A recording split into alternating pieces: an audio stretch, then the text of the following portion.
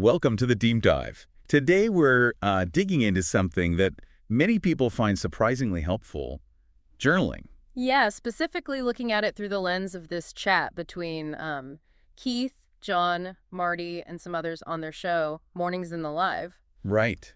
We've got insights from this transcript. Yeah. AJ, Adam Bird, Michael Rito were guests too. And our goal here really is to pull out the key nuggets for you. Exactly. Get you the core insights on personal growth, relationships, all that stuff, but quickly, without getting bogged down. So let's jump in.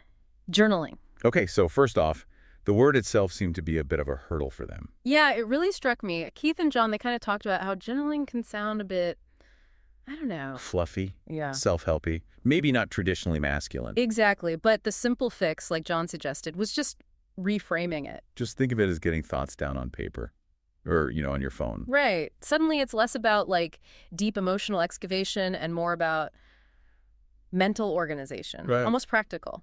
Takes the pressure off, doesn't it? Doesn't have to be some masterpiece. Makes it way more accessible, especially if you're maybe a bit skeptical about the whole self-help thing. Totally. And once you get past that initial mental block, the benefits they discussed really start to make sense. Like clarity of thought, that really stood out. Yeah, the act of writing physically or digitally, it just forces your brain to slow down a bit. You have to actually process things instead of just letting them race around in your head. That slowing down is so key, isn't it? In our world, everything's moving so fast. Constant buzz. Journaling feels like hitting pause, carving out actual space to think. And the stress reduction Keith mentioned, that seems like a direct result. Getting those swirling thoughts, as he put it, out of your head. It's like closing down some mental tabs.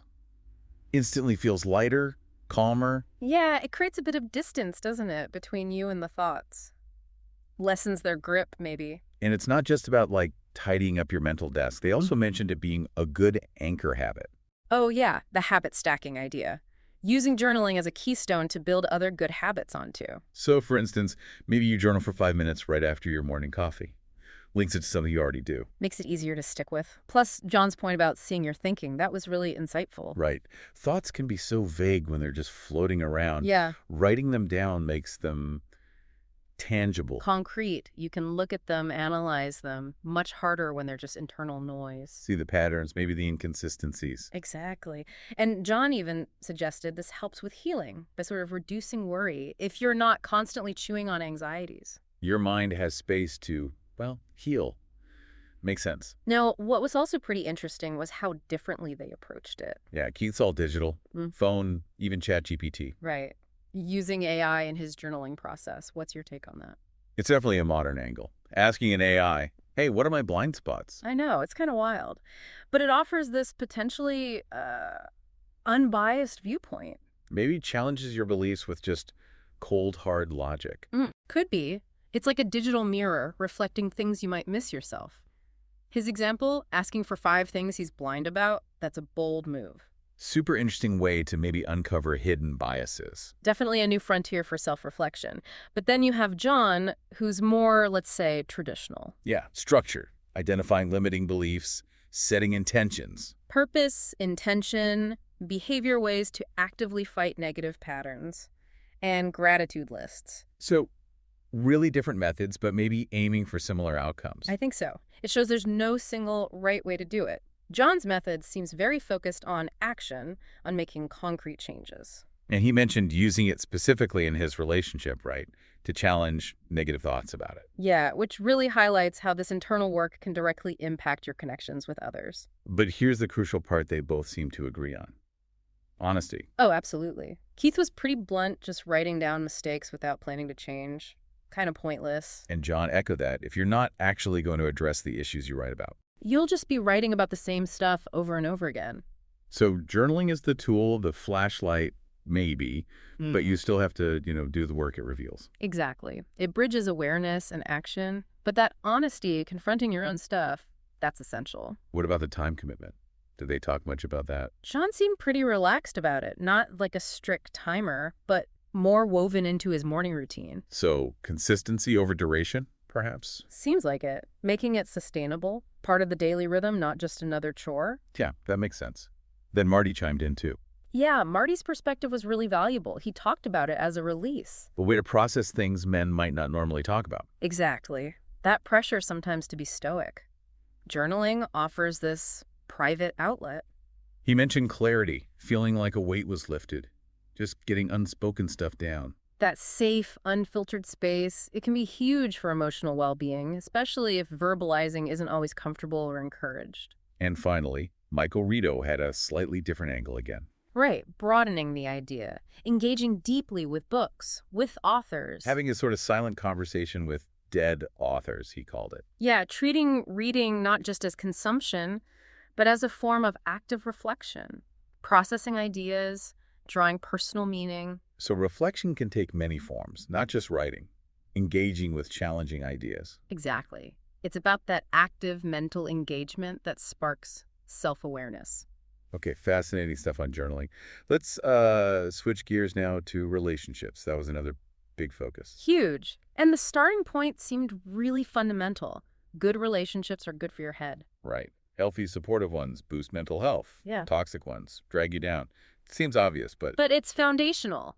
Our social connections are just critical for overall well-being, mental, and even physical. that sense of belonging, support, you need it. Definitely. They also talked about how priorities shift over time in what you look for in a partner. Oh, yeah.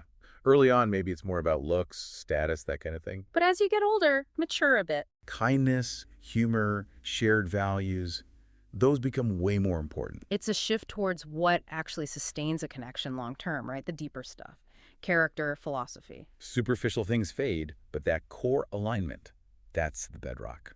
And related to that was this idea of relationships evolving, accepting that people change. Yeah, Keith mentioned appreciating the journey, growing together, Yeah. not expecting things to stay static. That acceptance is key, isn't it? Relationships aren't fixed. They are living things. Navigating changes together strengthens the bond. I really like John's perspective shift here, too. Did each part? Instead of always judging your partner, judge yourself first.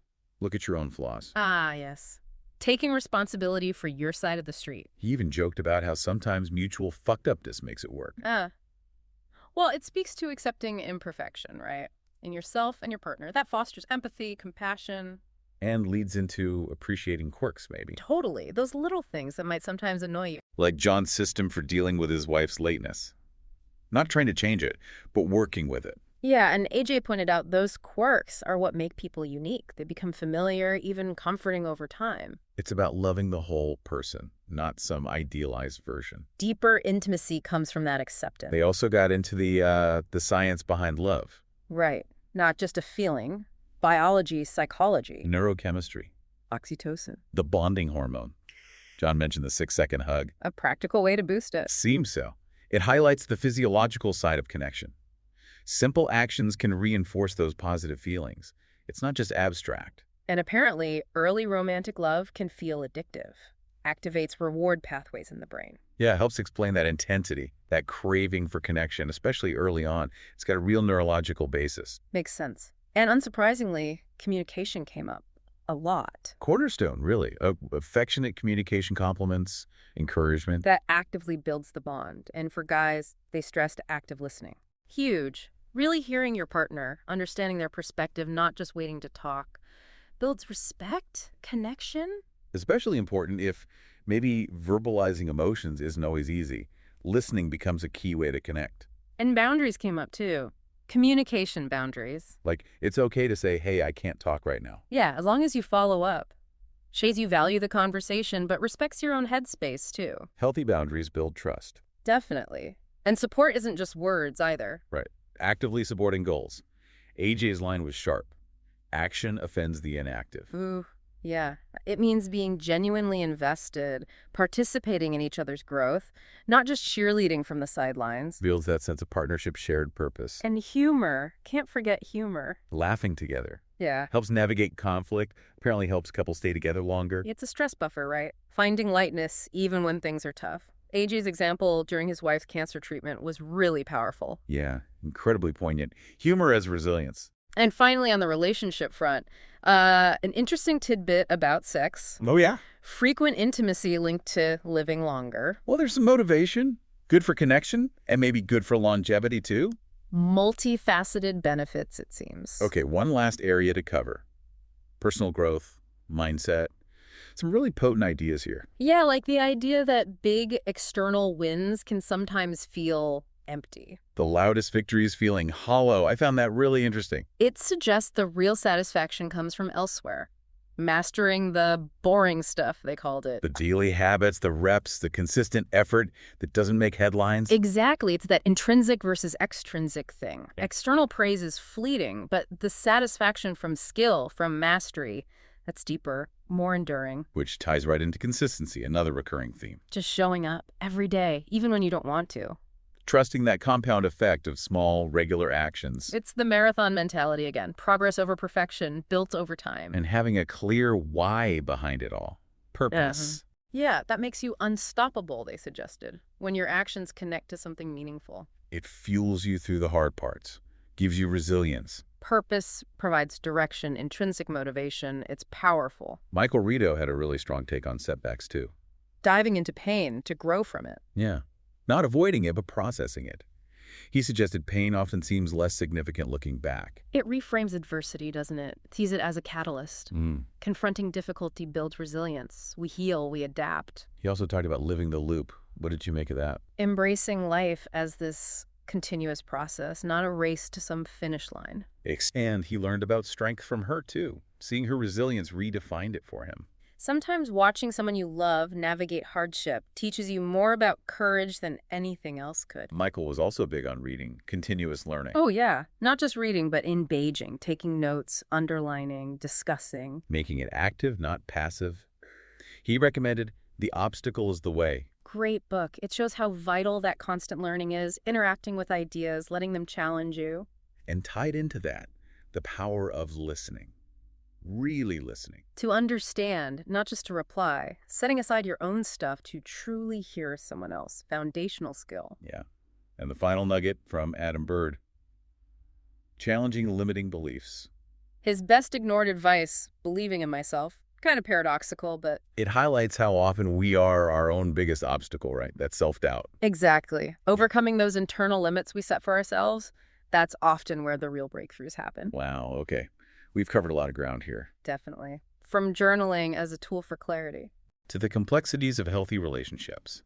Communication, support, humor, quirks. And finally, mindset shifts for personal growth, consistency, purpose, learning from adversity. So wrapping up this deep dive, we've tried to pull out those core insights, those actionable bits from their conversation. Giving you that quick but thorough understanding, drawing directly from what they shared.